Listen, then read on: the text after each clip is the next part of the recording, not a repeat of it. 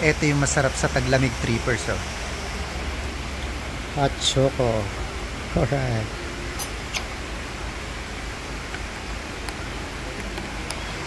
So hindi siya Butterol trippers, pero hot choco siya. Pakalamig kasi malakas yung ulan dito sa sa Benguet.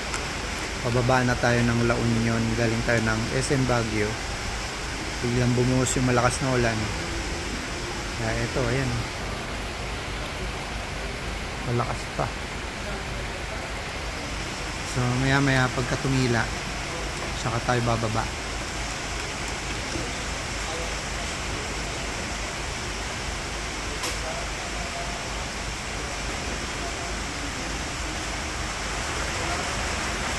Grabe init, trippers.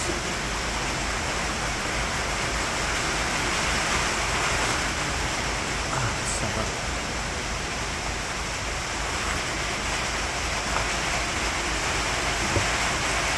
Nakakapaso ng dila.